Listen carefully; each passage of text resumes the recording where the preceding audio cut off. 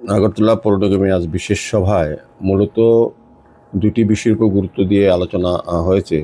প্রথমত বৃহত্তর আগরতলার জন্য যে ড্রাফট প্ল্যান তৈরি করা হয়েছে সেই বিষয় নিয়ে আজকে কর্পোরেটরদের সঙ্গে মত বিনিময় হয়েছে এবং যেটা আরেকটা দিয়ে হচ্ছে mobility plan of Agartala city. দুইটা বিষয়, একটা হচ্ছে আগরতলাকে আরও বর্ধিত করা, আগামী 20 বছরকে সামনে রেখে যে মাস্টার প্ল্যান তৈরি করা, সেটা নগর দপ্তর থেকে তৈরি করা হচ্ছে টোডার মাধ্যমে। তো আজকে সভায় আমাদের কমিশনার, ডেপুটি মেয়র এবং অন্যান্য কর্পোরেটর, জোনাল চেয়ারম্যানগণ, এমআইসি মেম্বারগণ, সঙ্গে টোডার যিনি কমিশনার মিহিরকান্তি কোপ আইএস, উনিও এবং ওনার অন্যান্য অফিসাররা ছিলেন, বিভিন্ন দপ্তরের অফিসারও ছিলেন রাজ্য সরকারের। সার্বিকভাবে কিছু এই বিষয়ে ওনারা আমাদেরকে অবহিত করেছেন যে আগামী 20 বছরে আগরতলা শহরে কত সংখ্যক লোক হতে পারে, কী কী প্রয়োজন থাকতে পারে ব্যক্তি এবং কমিউনিটির বা সোসাইটির, সেগুলিকে সামনে রেখে তারা একটা মাস্টার প্ল্যান তৈরি করেছেন ড্রাফট। সেটা আমরা আজকে দেখেছি এবং আমাদের কর্পোরেটরও কিছু সাজেশন দিয়েছেন।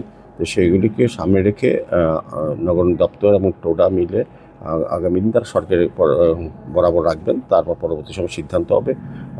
এরপরে মাননীয় মুখ্যমন্ত্রী অনুমোদন পেতে পরে এটা নোটিফিকেশান হবে 1 মাসের, ক্লেম অ্যান্ড অবজেকশনের বিষয়ে জনগণের মতামত নেওয়া হবে, তারপর এটা ফাইনালি করা হবে। তো যেহেতু বর্তমান শহরে লোকসংখ্যা অনেক বেড়েছে, জনসংখ্যা বেড়েছে, কিন্তু সেই তুলনায় রাস্তা বৃদ্ধি করা সম্ভব হয়নি। আগরতলার উপর লোড হয়ে গেছে, কারণ এখন এই 2018 সরকার আসার পর এই রাজ্যে শিক্ষা, স্বাস্থ্য, পর্যটন সমস্ত ক্ষেত্রেই আগরতলার উপর নির্ভরশীল হয়ে পড়েছে সারা রাজ্যের এবং বিভিন্ন প্রান্তের লোকজন। তো সেক্ষেত্রে আগরতলাকে মানুষ যারা বসবাস করে তার থেকেও একটা বেশি অংশ লোক আগরতলাকে বিভিন্ন কাজে ওনারা ব্যবহার করেন। কাজে এই আগের যে আগরতলা, সেই আগরতলার এত লোড বেড়েছে, যেখানে সরকার মনে করেছে এবং টোডা মনে করেছে এবং আমরা মনে করি যে আগরতলাকে আরও বর্ধিত করা উচিত।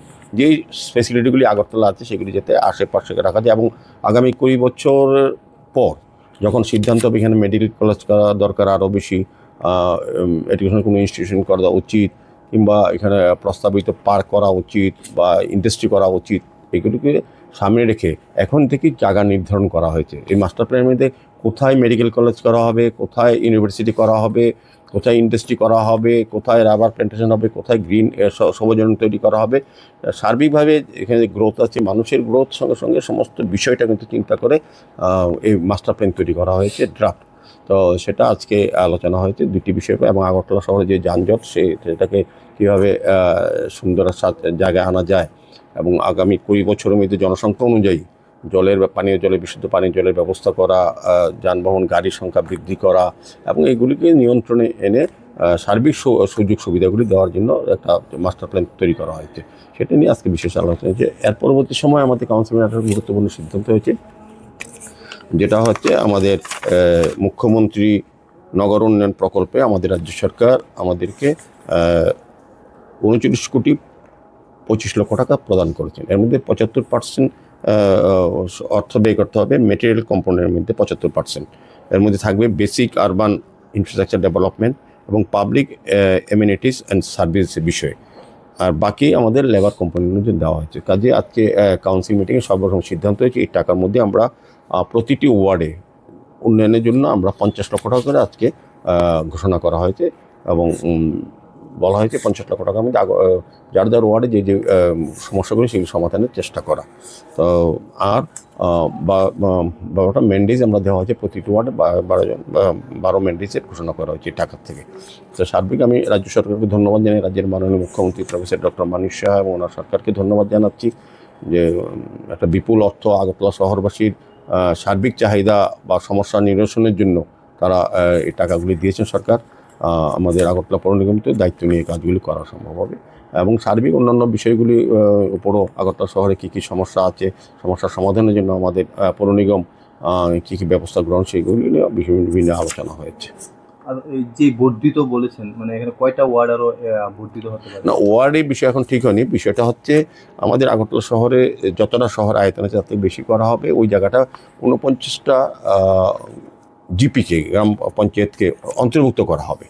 করে বৃহত্তর আগরতলা তৈরি করে, তারপর দেখা যাবে কি হয় বিষয়টা। কিন্তু এখন হচ্ছে কি এরিয়া নেওয়া এবং আগামী দিন যে যে যে চিন্তা মানুষের ভাবনা আসবে যে এখন আগরতলার সংখ্যা যত আছে 2025 সামনে টার্গেট রেখে 20 বছর পর আগরতলা শহরের জনসংখ্যা কত হতে পারে এবং হলে পরে তাদের এখনও যে যে সুবিধাগুলি তাতে কতটা বেশি বৃদ্ধি করতে হবে, জলের সুবিধা, রাস্তাঘাটের সুবিধা, ড্রেনেজ সিস্টেম, পাইপলাইন বর্ধিত করা, সার্বিক পরিবেশকে সুন্দর রাখা, সবুজায়ন করা, পার্ক নির্মাণ করা, সেগুলোর জন্য নির্দিষ্ট করে এখন থেকে জায়গা তৈরি করা হবে। কারণ আজকে থেকে 5 বছর পর মনে হবে যে এখানে একটা আরও 2টি মেডিকেল কলেজ আগরতলা শহরে করা উচিত ছিল, তখন কিন্তু জায়গা কোথায় পাবেন? জায়গাটা তখন কিন্তু মাস্টার প্ল্যান দেখে সমস্ত ডিপার্টমেন্ট রাজ্য সরকারের যত পরিকল্পনা গ্রহণ করবেন আগরতলায়, তখন কিন্তু তারা দেখে নেবেন কোন জায়গাটা তাদের জন্য নির্দিষ্ট কোনো ইন্ডাস্ট্রি করা হবে, রাবার প্ল্যান্টেশন করা হবে, তো এটার জন্য জায়গা কোথায়, জায়গা নির্দিষ্ট করা হবে। এখন যখন মানুষ জায়গা খুঁজে না ইন্ডাস্ট্রি করার জন্য, এখন আমরা এই বৃহত্তর আগরতলার মধ্যে আপনার এই জায়গাটা নিয়ে ইন্ডাস্ট্রিয়াল এরিয়া যেটা আছে, হ্যাঁ বুজঙ্গা নেওয়া হয়েছে, এদিকে ডুকলিকে অন্তর্ভুক্ত করা হচ্ছে, মানে সার্বিকভাবে।